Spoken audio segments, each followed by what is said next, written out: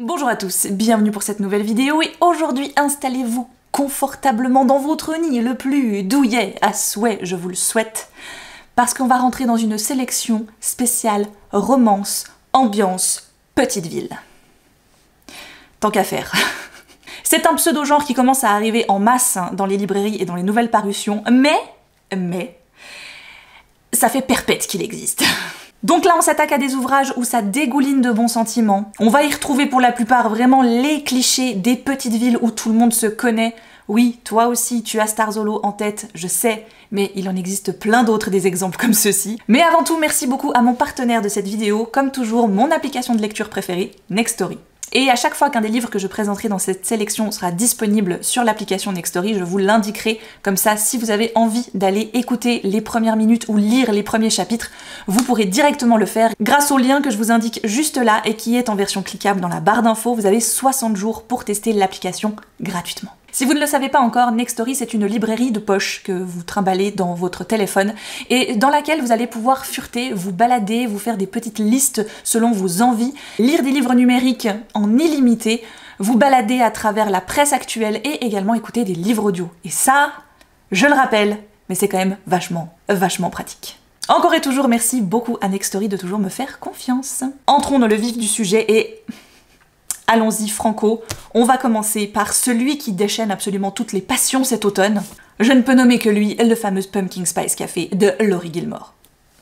Il va sans dire que le nom de son autrice, si c'est un pseudonyme ou non, invoque directement l'ambiance petite ville, vu que Gilmore Girls, Starzolo, tout ça, je te la refais pas. Dans le Pumpkin Spice Café, on va rencontrer Jenny qui vient de recevoir en héritage un café que sa tante lui a offert parce que franchement, elle a mieux à faire, elle va couler une retraite plutôt fort agréable et heureuse au soleil. Donc Jenny débarque à Dream Harbor. Elle est pas mécontente de la situation parce que son patron, dans la grande ville où elle bossait, vient de clamser littéralement devant ses yeux. Voilà, il a fait une attaque, il s'en est pas relevé, et évidemment ça lui a foutu un petit coup quoi, tu vois, donc déjà de le découvrir, et en plus de se dire ah, en gros, si je continue à bosser comme ça, peut-être je vais finir comme lui, super. Donc elle prend ses clics et ses claques, elle débarque à Dream Harbor, elle réouvre le Pumpkin Spice Café, sauf que manque de bol, elle va se faire un peu surprendre par des bruits dans la petite cour intérieure du café, et en plus tomber sur Logan, qui est le fermier du coin, un petit peu... tu vois comment? Comme ça. Entre les deux, c'est pas un coup de foudre, mais pas loin, ils s'apprécient directement pas mal, bien que lui veuille fermer son cœur à tout jamais parce que l'amour c'est fini, c'est trop tard. Elle de son côté, elle sait pas trop ce qu'elle se veut, hein. Très clairement, là, honnêtement, elle est un peu en train d'essayer de remettre sa vie sur les rails, donc l'amour, c'est pas dit que ce soit franchement une de ses priorités actuelles. Mais chacun est bien avoué d'admettre qu'il s'attire physiquement. Spoiler alerte, dans toute cette vidéo, vous vous en doutez un tout petit peu, il y a de fortes chances que quand on parle de romance, l'intrigue principale, c'est pas de savoir si, oui ou non, ils vont finir ensemble, c'est comment. Juste qu'on mette les choses au clair, hein. Voilà. On parle d'amour, on parle de petite ville, on parle de tout le monde se connaît, on parle de tout le monde parle tout le temps. Donc, il y a de fortes chances que les deux protagonistes terminent ensemble. Quel est le problème avec The Pumpkin Spice Café? On va rentrer dans le dur directement. Ce livre a bénéficié, par je ne sais quel miracle, d'une com astronomique. Hein. Très clairement, quand c'est sorti, tout le monde en a parlé, que ce soit déjà en anglais. Puis pour la version française, ça a fait son petit bonhomme de chemin, mais petit à petit, il y a une version numérique, puis une version papier, puis une version jaspage, puis une version... J'extrapole, mais t'as compris. Donc évidemment, il y avait un peu beaucoup de monde qui était dessus, et qui attendait, franchement, de pouvoir le lire. Je pense honnêtement que les attentes étaient un chouille trop hautes le concernant, parce qu'on est sur une romance de Noël, mais d'automne. C'est un téléfilm de M6 de l'après-midi, rien de plus. Il y a un petit peu de spice à la fin, et alors bon, en gros ils mettent rien, hein, pas d'assaisonnement pendant tout le bouquin, t'arrives aux 50-100 dernières pages, elle a lâché le pot de chili dans la marmite de son bouquin, quoi. Alors là c'est... Spice. Je peux comprendre que ceux qui en attendaient beaucoup et étaient donc déçus. Je comprends par contre que ceux qui n'en attendaient pas grand-chose comme moi, que vous ayez passé un bon moment. Honnêtement, ça va rassembler un peu tous les éléments de la romance contemporaine, avec des personnages qui sont quand même un peu à l'opposé, L'un est là depuis toujours, a toujours vécu là, est un petit peu ronchon. L'autre débarque, grande ville, tout ça, est un petit peu une pile électrique. Le club de lecture du coin qui, évidemment, va s'immiscer un petit peu dans toutes ces affaires. Toutes les personnes autour qui vont s'y intéresser également. Donc la petite ville a quand même sa petite importance. Avec vraiment tous les clichés des festivités automnales possibles et imaginables, je les ai eus. La romance, je l'ai eu. Les petits moments un petit peu touchy où ils se bagarrent et tout, et en fait ils veulent plus parler, je les ai eus. Ça fait le job. Et ça fait tellement bien le job, je trouve personnellement, sans vouloir lui jeter encore plus de fleurs, que je l'ai lu en quasi une journée. Parce que franchement, ça coulait de source.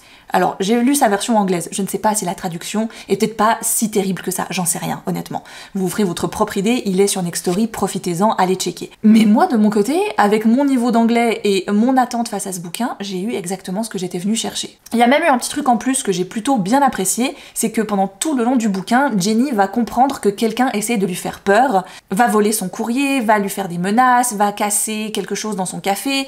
Donc on sent en fait une certaine crainte de sa part que quelqu'un ne veuille pas d'elle ici. Donc il y a une petite enquête, alors, je vais mettre des guillemets à enquête, parce qu'il n'y a pas une vraie enquête, t'as compris, mais c'est une petite enquête. On sent qu'il se passe autre chose, on sent qu'il y a quelque chose d'autre que juste leur petite romance à eux deux. Donc n'en attendez pas trop, et n'en attendez pas trop de toute cette sélection d'ailleurs. C'est vraiment juste histoire de passer un bon moment, un petit peu tout doux, un petit peu cosy. Oui, il y a légèrement du spicy dans celui-ci à la fin. Justement, si le spicy c'est pas trop votre truc, mais que vous voulez toujours l'ambiance automnale, vous n'avez pas pu passer à côté, est sorti cet automne Falling Like Leaves. Le titre est en anglais, le livre est en français, je vous rassure. C'est de Misty Wilson, c'est paru chez Elegy, la nouvelle gamme Gallimard. Là, on est sur un public beaucoup plus young adulte, ils ont la petite vingtaine, elle débarque dans cette ville avec sa mère parce qu'elle a pas trop le choix vu que ses parents sont en train de divorcer, et elle va retrouver un garçon qu'elle a connu il y a 2 ans quand elle était venue en vacances, et ils avaient passé le plus mémorable des étés ensemble. Sauf que là, bizarrement, il veut plus lui adresser la parole. Donc Elise, notre héroïne, est un petit peu mal à l'aise, bien sûr, mais elle a fort caractère, donc elle ne se laisse pas spécialement atteindre, elle ne se laisse pas spécialement faire, et franchement, elle a autre chose à penser. Hein. Elle a ses études, elle a une vision professionnelle en tête, elle va pas la lâcher. Là aussi, si vous aimez tout ce qui va relier l'ambiance festivité d'automne, presque plus que petite ville, mais ça se passe dans une petite ville, vous allez être servi. Il y a le cinéma en plein air, il y a le labyrinthe de je sais plus quoi, il y a la course de je sais plus truc choseau, il y a le creusage de citrouilles, il y a la fête d'Halloween, bien évidemment, il y a un bal. En plus, comme c'est la tante de Elise qui s'occupe de tout parce que c'est la mère du coin, ben voilà, elle est vraiment en plein dedans. C'est mignon tout plein. Par contre, on est vraiment, il n'y a rien qui sort de l'ordinaire. On est sur une romance. Il va y avoir évidemment les petits drames habituels.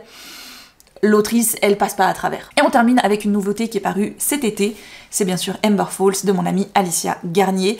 Là, c'est clairement dit sur la couverture. Hein. C'est une romance small town. Voilà. Alors, l'ambiance small town, elle est là, certes, mais très clairement, c'est pas vraiment ce qui va le plus ressortir de l'intrigue. On va rencontrer July qui, elle, rêve d'ouvrir sa pâtisserie depuis des années. Elle a déjà le local en tête, il est de l'autre côté de la boutique de sa mère et de sa grand-mère, donc ça tombe bien. Et sauf que le moment où elle peut enfin se le permettre, elle va se faire piquer le contrat de location par Tate Gray, qui est le frère de son ex-copain.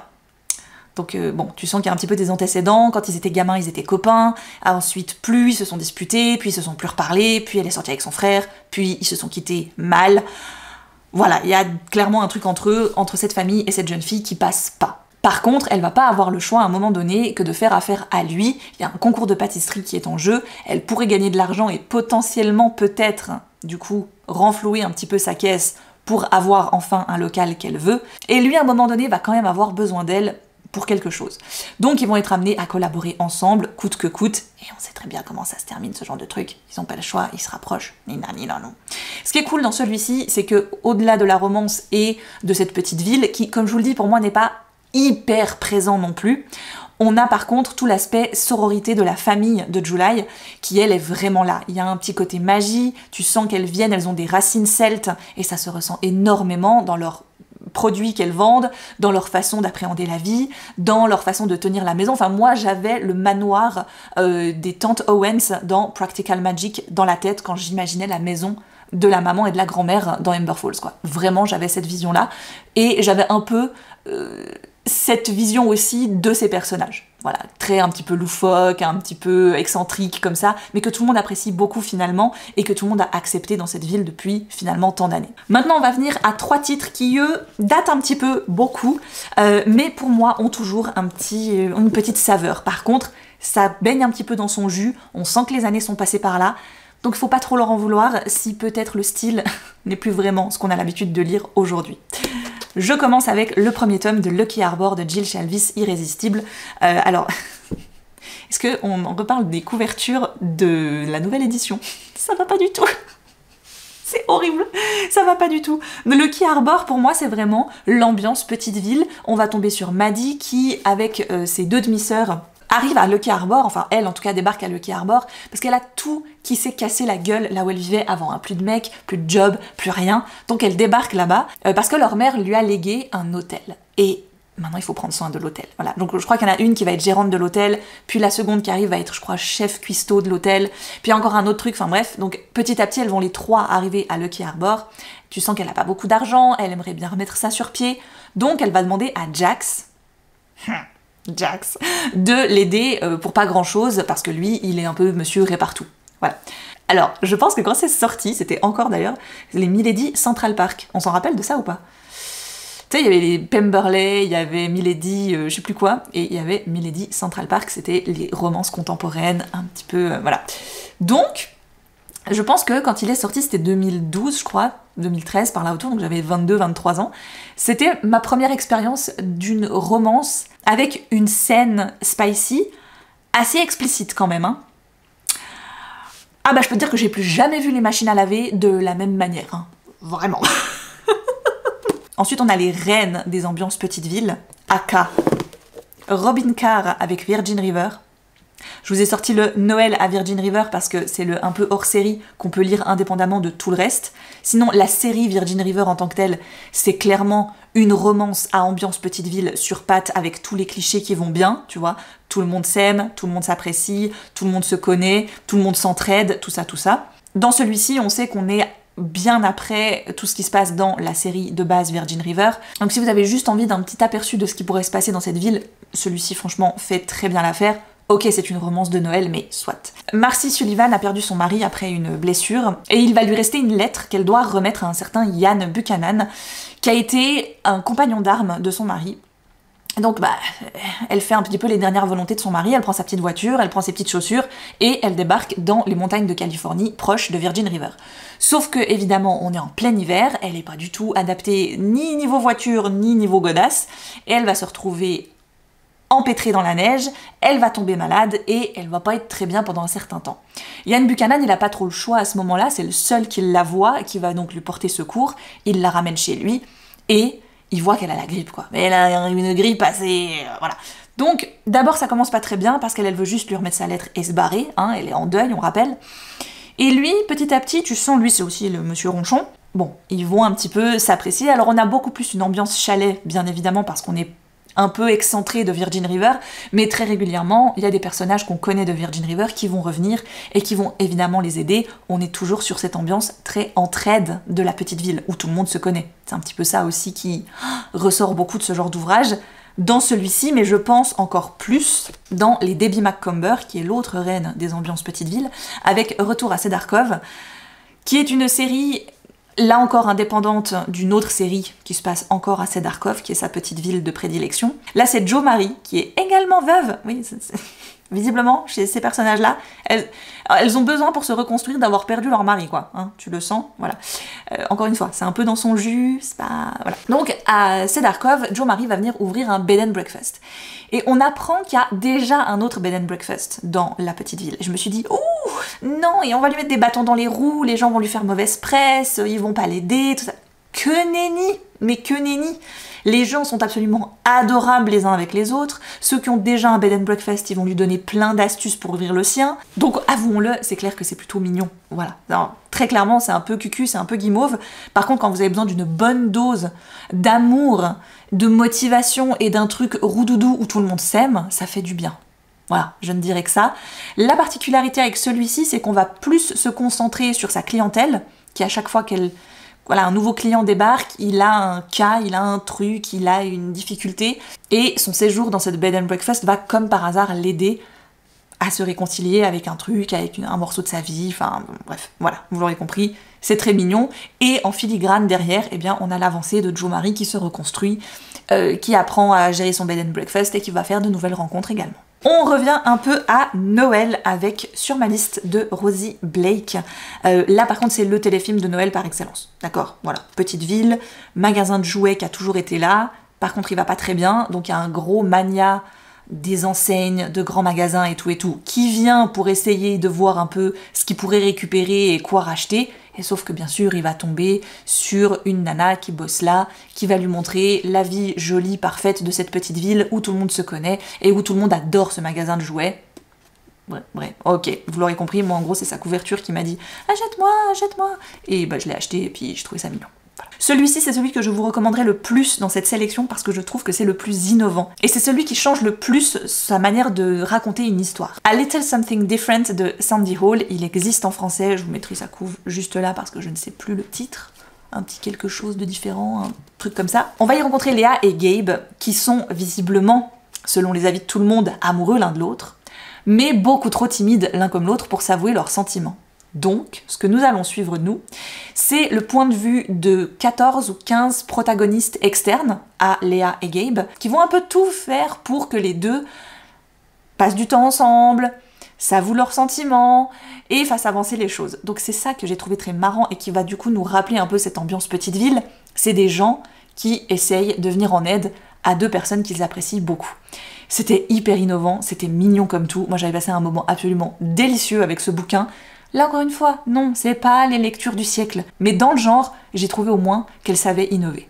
Et enfin, pour terminer, celles-ci sortent un tout petit peu du genre. On va y mélanger un petit peu de fantaisie et un petit peu d'amour, mais pour moi, il y a vraiment une ambiance petite ville, donc on n'est pas dans une romantaisie pour moi, tu vois.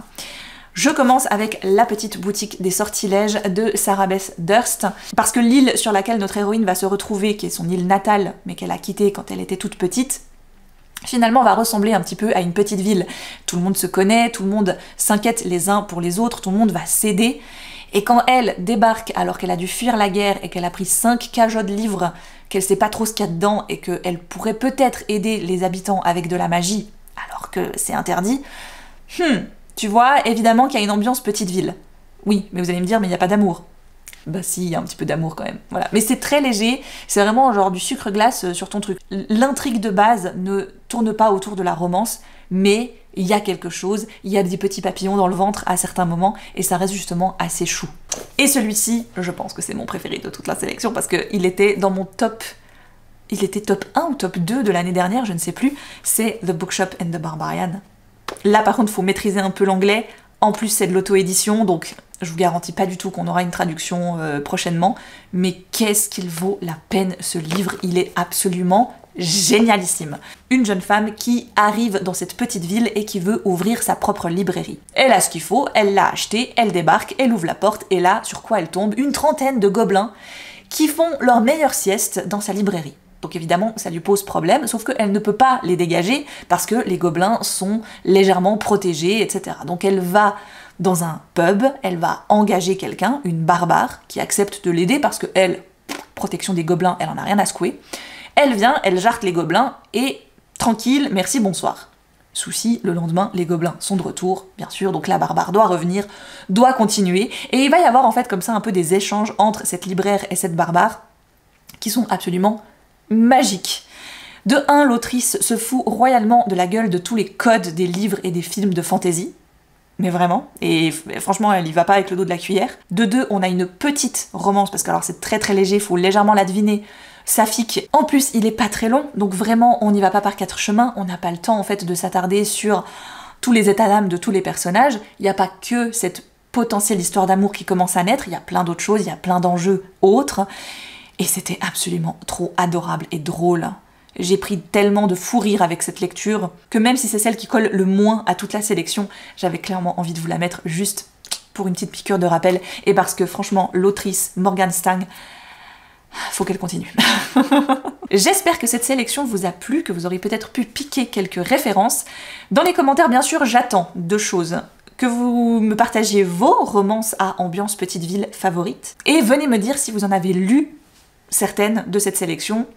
Qu'est-ce que vous en avez pensé? Vous avez certainement des avis qui diffèrent aux miens et je trouve toujours que c'est super d'échanger avec vous dans les commentaires. J'attends vos recommandations et je vous dis à très vite pour une prochaine vidéo.